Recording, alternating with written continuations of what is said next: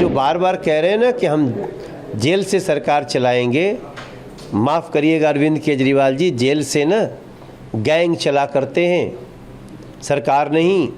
इसके बाद भी अगर उनको लगता है कि वो विचार हैं तो वो भ्रष्टाचार के विचार हो सकते हैं, वो कैसे लोगों को भ्रमित करना इसके विचार हो सकते हैं। दिल्ली को लूटा है अरविंद केजरीवाल जी ने और दिल्ली की हाय लगी है, आज उनको ये हस्र को आना पड़ रहा है।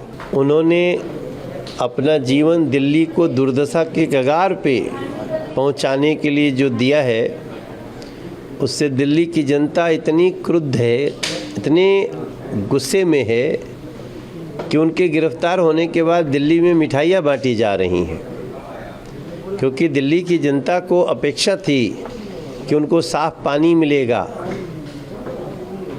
उनको उनके कहे अनुसार सबको फ्री पानी मिलेगा, उनको जल जमाव से मुक्ति मिलेगी।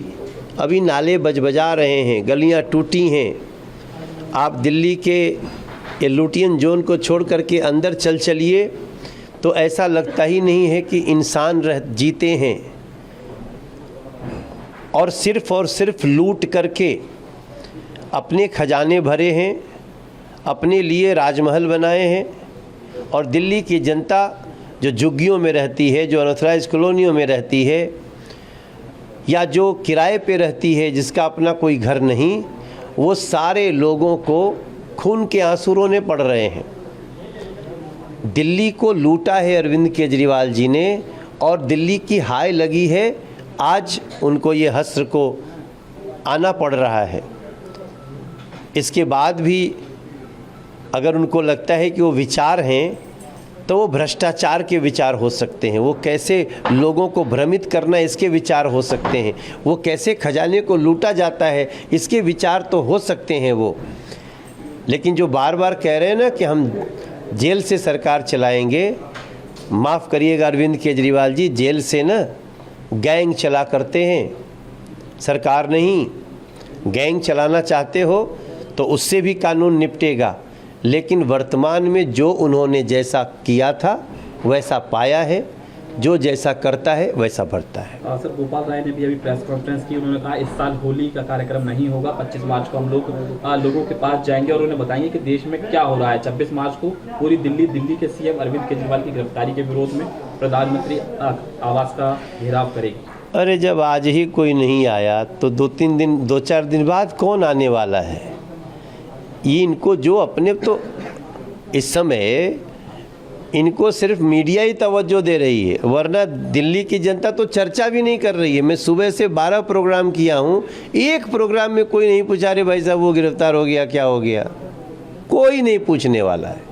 सब कोई खुश है। एक तो घर में बैठा था तो एक टीवी पर न्यूज़ आ रहा था, एक माता जी ने जो कमेंट्स किए हैं वो मैं काश में उस समय रिकॉर्ड कर लिया होता उसको। मतलब दिल्ली के लोगों का नफ़रत का वो स्तर है अरविंद केजरीवाल को लेकर के कि हम उसको शब्दों में नहीं बता सकते। सर, सुनीता केजरीवाल की भी एंट्री हो गई है। उन्होंने कहा अरविंद केजरीवाल हमेशा दिल्ली के लोगों के साथ खड़े रहे हैं, उनकी गिरफ्तारी उनके साथ विश्वासघात है। तो यही तो लाइन है जिस पे दिल्ली की जनता पूछ रही किधर खड़े थे। अब अपने राजमहल में खड़े थे तो गली का कैसे समस्या समाधान होता? खड़ा तो होना था टैंकर माफियाओं को हटाने के लिए, खड़ा तो होना था जमुना जी को साफ करने के लिए, खड़ा होना था वायु प्रदूषण को दूर करने के लिए। खड़े किधर थे यही मेरे समझ में नहीं आया।